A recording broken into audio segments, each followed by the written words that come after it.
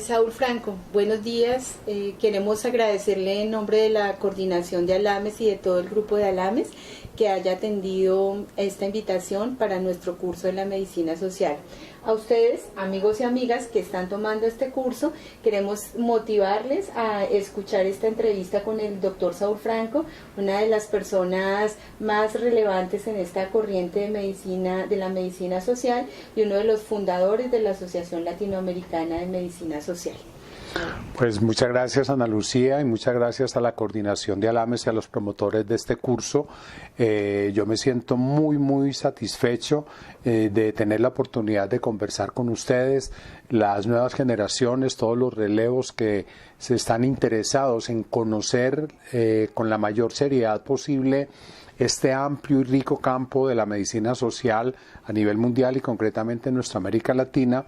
con la esperanza de que este conocimiento se vaya traduciendo en fortalecer los vínculos entre las personas que pensamos la salud y la vida desde un ángulo distinto y que eso se convierta en capacidad de acción en la sociedad para transformar realmente las condiciones de vida y lograr un mayor buen vivir para la mayor parte de gente. De manera que muchas gracias, y con las obvias limitaciones que todos tenemos, porque estos son campos muy amplios en los que nadie tiene un total dominio, pero con el compromiso que he tenido a lo largo de mi vida con esto y mi participación activa tanto en la corriente médico-social en general a nivel internacional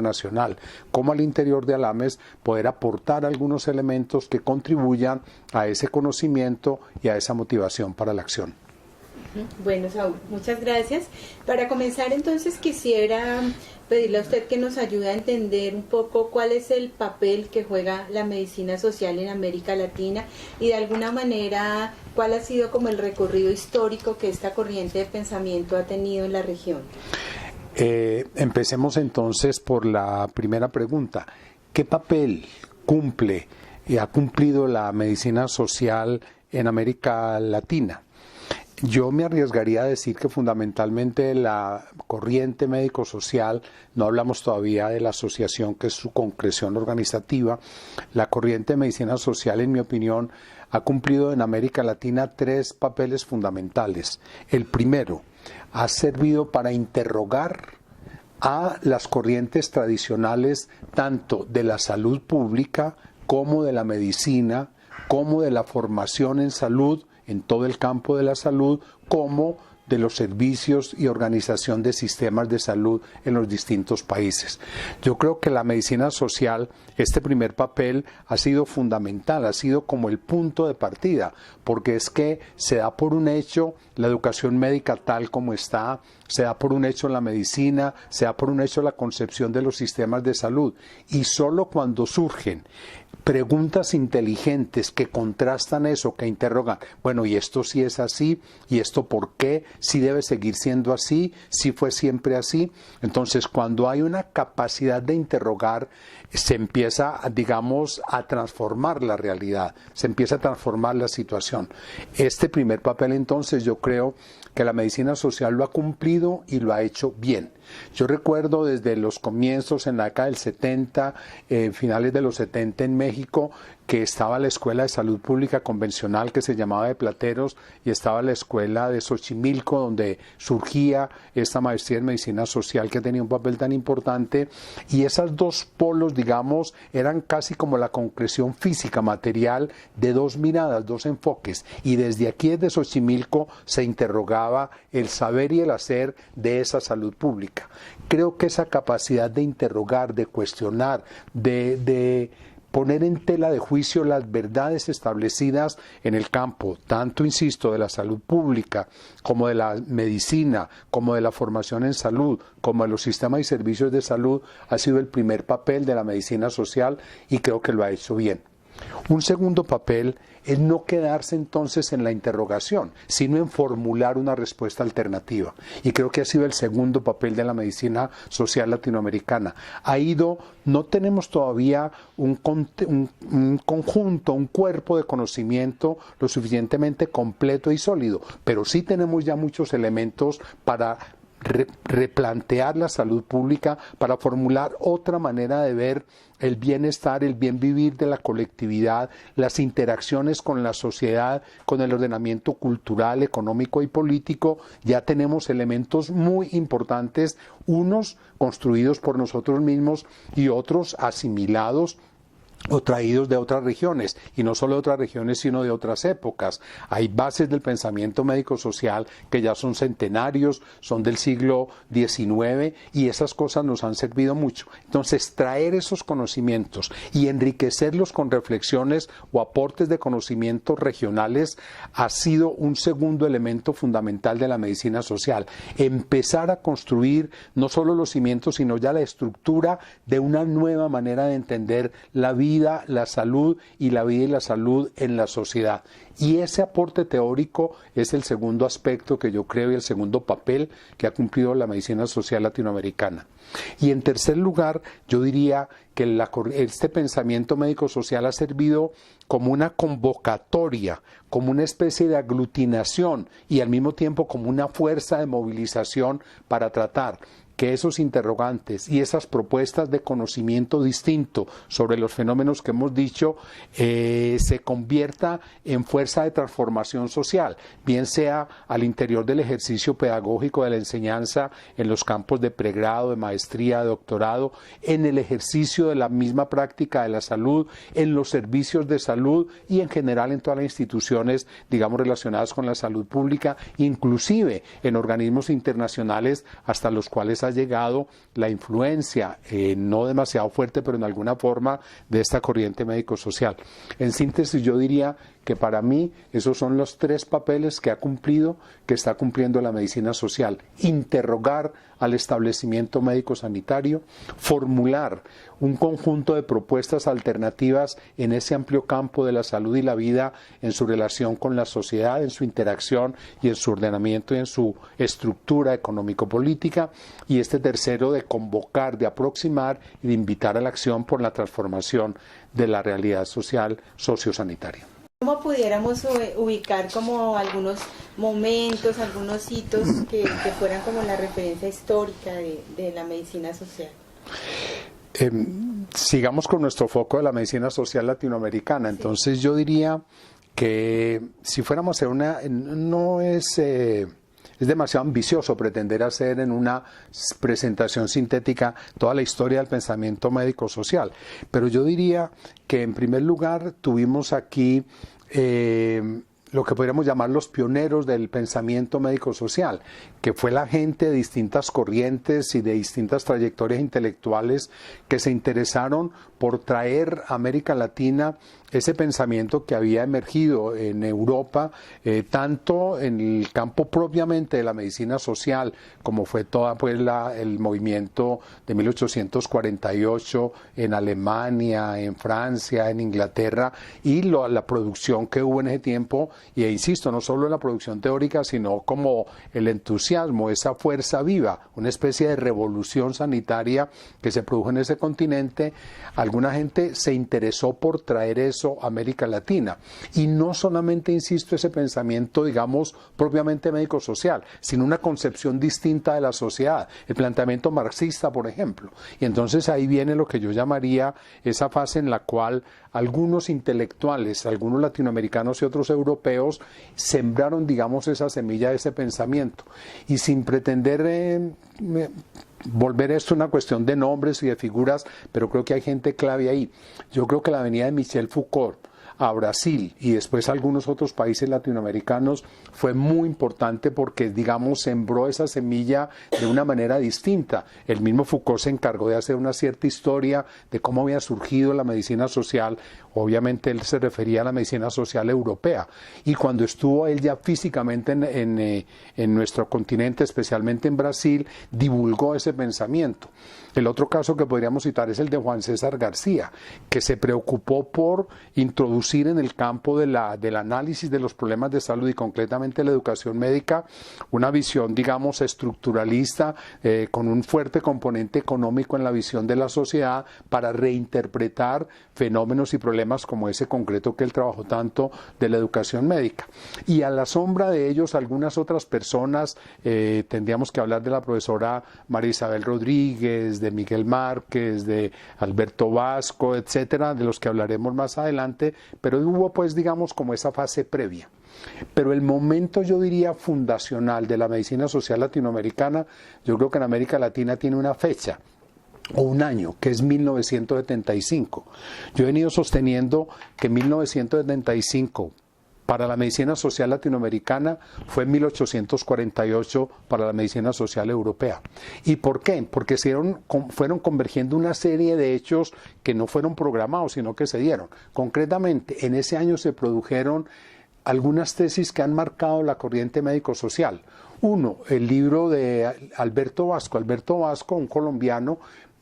hizo su estudio de sociología en Chile y logró producir allá su trabajo de tesis que se llama Salud, Medicina y Clases Sociales, que en mi opinión es uno de esos mojones, de esos constitutivos conceptuales fundamentales de la corriente médico-social latinoamericana.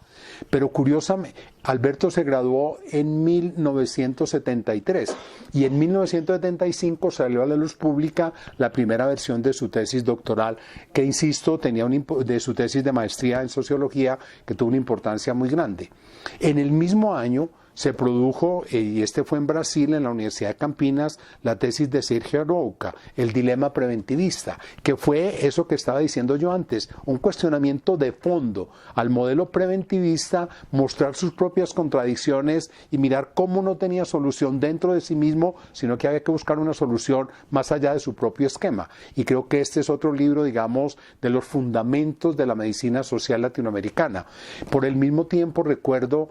Ana María Tambellini producía también en Brasil, un poco más adelante, su tesis sobre la epidemiología de los accidentes de tránsito, dando ya otra visión. Entonces me parece que ese año 1975 marcó, por un lado, esta, digamos, producción, esta emergencia en el mundo académico del pensamiento médico-social, pero al mismo tiempo en ese año se fueron concretando ya proyectos educativos en el campo de la medicina social, y entonces surgió en Brasil el Instituto de Medicina Social en la Universidad del Estado de Río de Janeiro, en donde surgió la primera maestría en salud colectiva, de donde surgieron varios de los que después impulsaron esta corriente. Podemos hacer mención, por ejemplo, de nuestro amigo Edmundo Granda, que fue egresado de la maestría de la Universidad del Estado de Río de Janeiro. Pero en el mismo 1975 empezó a funcionar la maestría en medicina social de la UAM Xochimilco. En la UAM Xochimilco, en el 72, se formó una especie de centro de instituto de medicina social, del cual surgió en 1975, empezó a funcionar la maestría en medicina social, de la cual egresamos muchos. Hemos egresado muchos de los que han trabajado, estamos trabajando y seguramente los que van a seguir trabajando en este campo. Entonces, por eso es que yo he dicho que este 1975 es como el año, digamos, podríamos decir que ese es el año del nacimiento de la medicina social latinoamericana. No tiene que haber una unidad total en este concepto, pero creo que ayuda a ubicar las cosas. Y a partir de ahí, entonces vino un primer momento, digamos, de consolidación del área. Entonces se fueron configurando las maestrías. En México hubo toda esta riqueza del exilio, tanto de Sudamérica, de las dictaduras del Cono Sur, como de las de Centroamérica. Y entonces se formó un núcleo intelectual muy importante, muy valioso, que fue el que acunó la maestría en medicina social. Y lo mismo en otros países, y empezaron a formarse otros programas y empezaron a surgir también otras instituciones, porque la medicina social no es solo una cuestión del ámbito exclusivamente académico. Yo quiero señalar, por ejemplo, el surgimiento justamente en 1976 de CEBES, el Centro Brasilero de Estudios Sociales.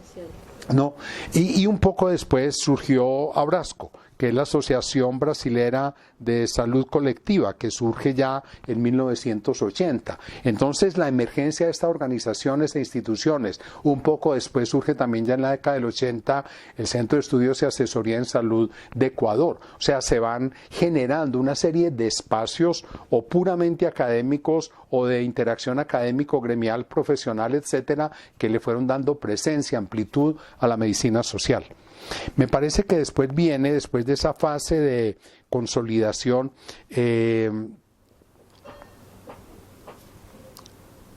empieza el pensamiento médico-social, digamos, a tener una madurez mayor. Creo que hay dos eventos que se produjeron en la ciudad de Cuenca que marcan también esta fase, que fueron las reuniones de Cuenca 1 y Cuenca 2. Cuenca 1 al principio de los 70 y Cuenca 2 en 1983, que fue el evento cuyas memorias están recogidas en este libro que se llama Ciencias Sociales y Salud en América Latina. Este fue un evento que se realizó entre noviembre y diciembre de 1983 en Cuenca, y allá nos encontramos, creo que éramos como 50 personas, muchos de los que habían sido precursores de esta corriente y otros de los que estábamos empezando a incursionar en ese momento en este campo, porque habíamos hecho algunos trabajos, investigaciones, maestrías, etcétera, y que se fue como configurando ese cuerpo de conocimiento con aproximaciones a la antropología, a la filosofía, a la sociología, a las ciencias políticas, a la epidemiología, porque como hemos dicho y se va a decir siempre, la medicina social es un área multidisciplinaria, como lo es la salud pública, y entonces en estos encuentros de Cuenca se ve una especie como de diálogo entre las distintas personas que en toda la región, y ahí hay que hacerle un nuevo reconocimiento a Juan César García, que fue el que tuvo esa visión de ir seleccionando gente, desde gente en ese tiempo muy joven. Yo estaba entre ellos como gente ya más madura, como el propio Juan César, Carlos Bloch, Mario Testa, María del Carmen Troncoso, etcétera, y se fueron, digamos, como creando esos puentes intergeneracionales e interdisciplinarios que han hecho parte de este tejido de la medicina social latinoamericana. Muy bien.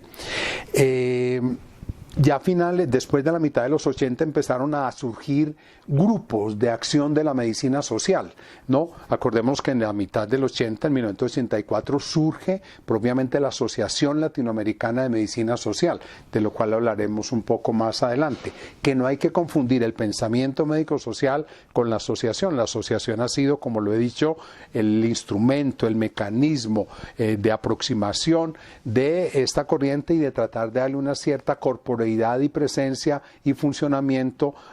para la acción en la región. Pero surge en 1984, el 22-23 de noviembre, en la reunión que se hizo en la ciudad de Ouro Preto, en Brasil, que eran reuniones promovidas por lo que se llamaba el Grupo Avanzado de Pensamiento Médico-Social en América Latina, y que había marcado solidaridad en Nicaragua y que estaba activo. Y aquí siquiera toco un punto que ha sido muy importante y lo desarrollaré más adelante. Es que esto no ha sido solo una cosa de pensamiento y de investigación y de academia y de producción de libros y publicación de artículos. Esta corriente ha sido también intensamente presente en la política de salud en la región y ha sido también una corriente solidaria, pero de eso, insisto, trataré de hablar un poco más adelante.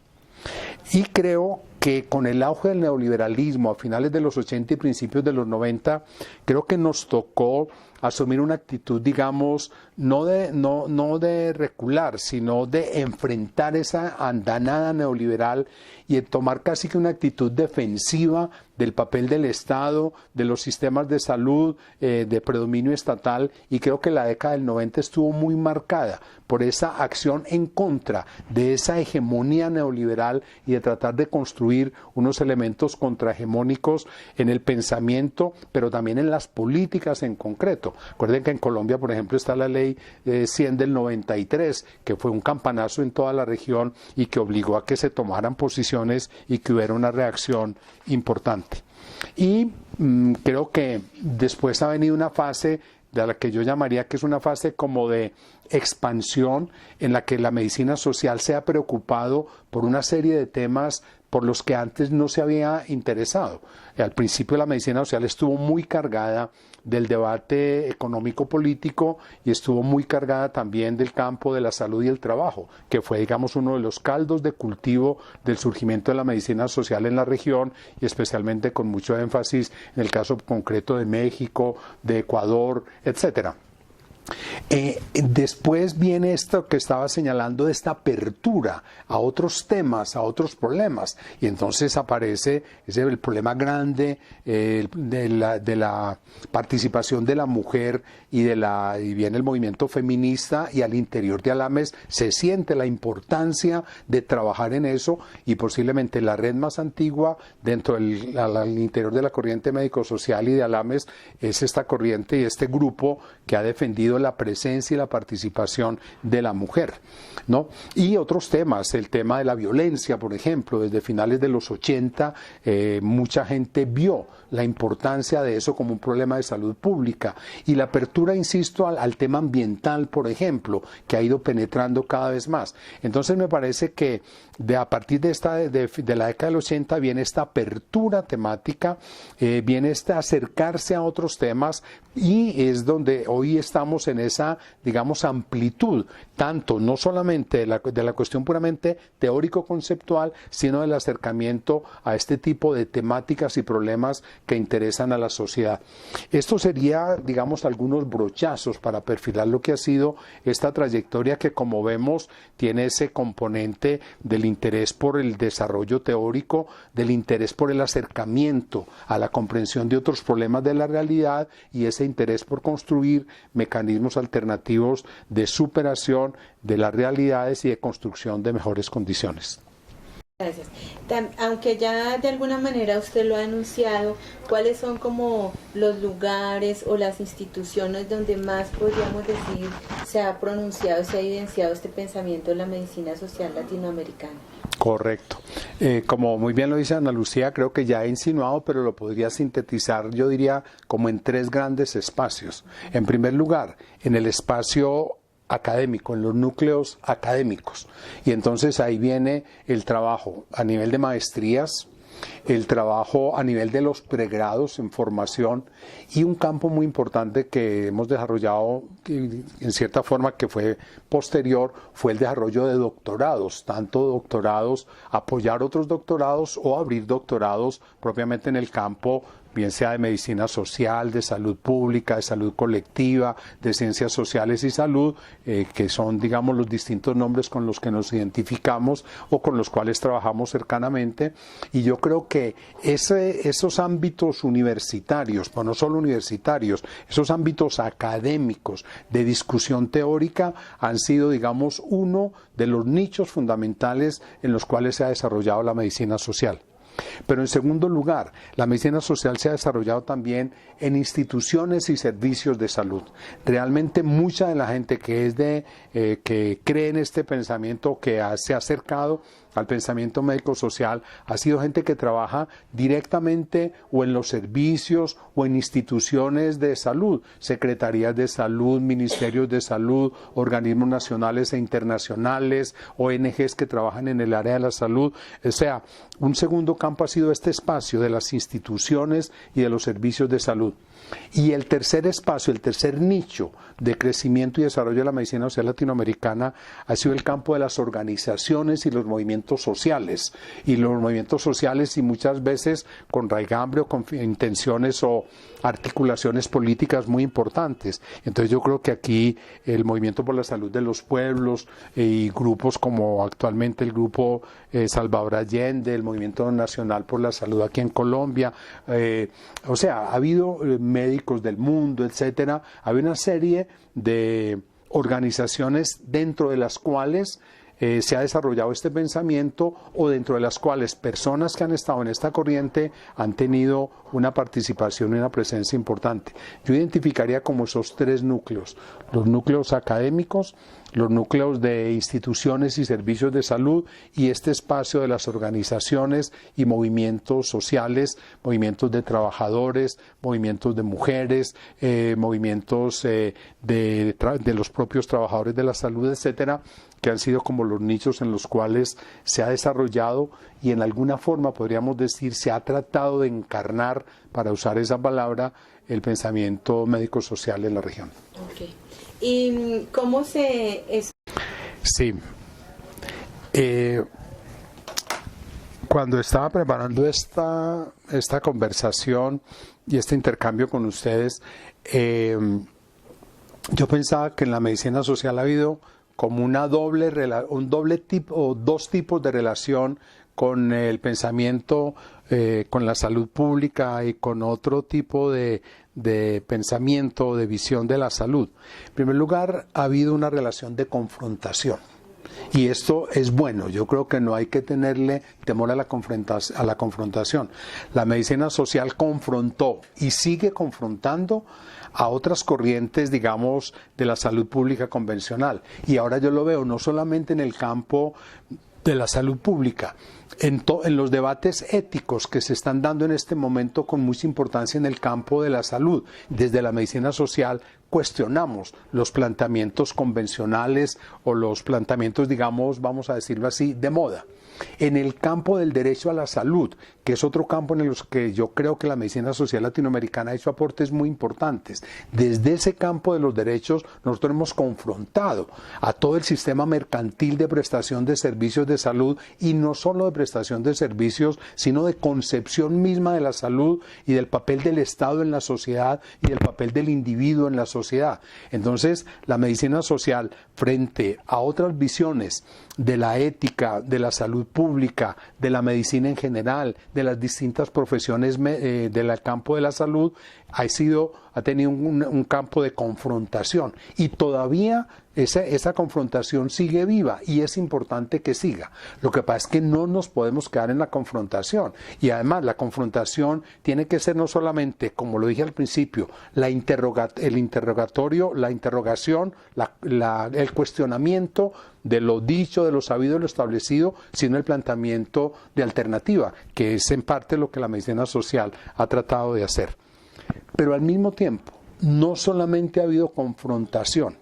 ha habido también, digamos, sinergia, complementariedad con muchas corrientes, con muchas, ya dijimos antes también, de organizaciones, etcétera. Pero en este caso, pongamos el caso de la salud pública. Muchos de la medicina social nos sentimos muy cómodos trabajando bajo el nombre, y no solo el nombre, bajo la concepción de la salud pública, pero no la salud pública pues de la burocracia estatal, no la salud pública exclusivamente limitada a la historia natural de la enfermedad y como un apéndice de la clínica, sino la salud pública como posibilidad de buen vivir, como lucha por el derecho a la salud, como búsqueda de una sociedad más justa y de justicia sanitaria. De manera que cuando, digamos, estos saberes como la salud pública, digamos, se plantean en unos términos más amplios, tenemos mucha cercanía. Yo puedo poner el ejemplo, cuando intentamos en la Universidad Nacional crear el doctorado, yo no tenía, digamos, no me nacía mucho pelear porque se llamara doctorado en medicina social. Dije yo, así se llama doctorado en salud pública, siempre y cuando logremos darle un enfoque, una perspectiva y un compromiso en la dirección del pensamiento médico-social mundial y latinoamericano. Creo, por suerte, que se ha logrado y que sigue en ese campo. Y así ha pasado con otros doctorados en la región, que no llevan el nombre ni de salud colectiva ni de medicina social, sino puede ser el nombre de salud pública u otros afines pues con la cuestión del ambiente, etcétera. Pero insisto, en esos casos, cuando hay ese planteamiento, entonces buscamos sinergias, buscamos complementariedad, y esa es la otra forma de relacionarse el pensamiento médico-social con estos otros planteamientos en el campo tanto de la salud como de la lucha en la sociedad por condiciones de dignidad y de vigencia del derecho. Para usted, que aunque ya nos dijo su fundación y nos habla un poco de la trayectoria de Alames,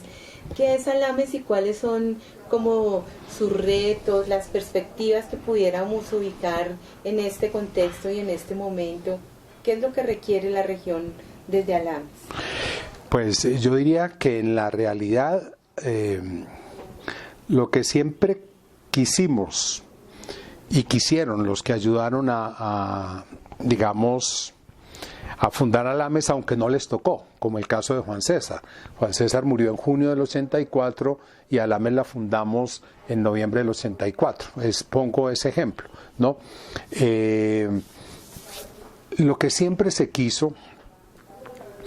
es que hubiera una especie de, o sea, que hiciéramos conjuntamente un esfuerzo siempre inacabado por articular, por potenciar y por darle sentido y funcionamiento al pensamiento médico-social en América Latina. Eso creo yo que ha sido lo fundamental de Alames. Y eso lo hemos compartido no solo los latinoamericanos, sino gente de otras regiones que han estado cerca de Alames. No he mencionado, por ejemplo, el caso del profesor Giovanni Berlinguer, que siendo italiano, pero estuvo muy cerca en América Latina, tanto de la influencia de ese pensamiento en esa fase que les dije previa, como después. Giovanni nos acompañó en Oro Preto cuando fundamos Alames. Giovanni nos acompañó a varios de los congresos de Alames. Entonces, el sentir, digamos, si no así explícito en esas palabras, pero era como la idea, era que hiciéramos un esfuerzo colectivo para tener un espacio en el cual nos encontráramos, fuéramos avanzando conceptual, políticamente y tuviéramos una capacidad organizativa para tener alguna presencia y alguna forma de incidencia en las políticas, en los planteamientos, en la educación médica y en las acciones en el campo de la salud y en las luchas por el derecho a la salud en la región. Creo que Alames se pensó para eso, creo que se sigue pensando para eso y yo espero que las nuevas generaciones busquen la manera de hacer eso ya en las actuales condiciones y sobre todo en las condiciones del futuro, porque las cosas van cambiando. Yo recuerdo cuando empezamos con Alames, había todo el problema de la deuda externa, había la gran tensión entre el Estado y la sociedad, había pasado la revolución nicaragüense, etcétera. O sea, había una cantidad de condiciones que, digamos, le daban sabor propio, le daban dinámica, le daban tensión a ese momento. Hoy lo que nos toca es cómo sintonizarnos de la mejor manera con las preocupaciones reales de la gente en la sociedad actual, con el problema ambiental que tenemos, con estos problemas de violencia que todavía no alcanzamos a superar adecuadamente, el problema nuclear de la inequidad en la región, y entonces que seamos capaces de acertar en reconocer esos grandes problemas y de intentar en conjunto, y ahí es donde Alames cumple su papel, de acercar, de tejer esa red. Alames ha sido pensada mucho como una red de acercamiento, tanto de ese pensamiento como de esa acción política por el trabajo en esta dirección que estamos diciendo. Pero insisto, la inteligencia tiene que estar en acertar, acercarse a lo que le interesa a la gente en su realidad cotidiana y a los grandes problemas estratégicos de la humanidad en presente y en futuro. Creo que el gran reto de Alames no es pues si la presidencia es de aquí o de allá o el Congreso se hace aquí o allá. Esas causas son importantes y ojalá sigamos haciendo nuestros congresos. Yo creo que una señal concreta pues e incontrastable de sobrevivencia es que llevamos 14 congresos, vamos para nuestro 15º congreso, esperamos que el año entrante en Bolivia, esperamos que se concrete. Bueno, una asociación, porque ha habido muchos primeros congresos, como ha habido muchos primeros números de muchas revistas, pero el problema no es el primer número, el problema es el número 100, el número 150. Con los congresos de Alames ha pasado así, ya vamos en el congreso 14 y vamos para el 15, y seguramente cuando ya esto se vea después del congreso del año entrante ya vamos para el 16, y así ojalá vamos después para el 20 a los que les toque. Entonces necesitamos es llenar de vida, o sea, darle una vitalidad permanente a Alames, no solo por la materialidad de la realización de los congresos, sino porque la realización de esos congresos exprese que tenemos algo que decir, que seguimos queriendo compartir juntos ese trabajo, que el problema de la buena vida, de la vida en dignidad, de la vida digna, del buen vivir en la región y en el mundo nos sigue haciendo vibrar y nos interesa. Me parece que eso es lo que Alames está llamada a hacer, y yo estoy seguro que así como lo ha podido hacer en estos 33 años que tiene de existencia, lo va a poder hacer en los próximos 33 y seguramente mejor con gente como ustedes. Bueno, Saúl, muchísimas gracias por su tiempo, por todo lo que nos ha ilustrado sobre este tema de la corriente medicina social y de manera más explícita sobre Alames. Y a ustedes les invitamos a profundizar mucho en este primer módulo y en todos los que nos van a acompañar en esta escuela sobre la medicina social. Muchas gracias.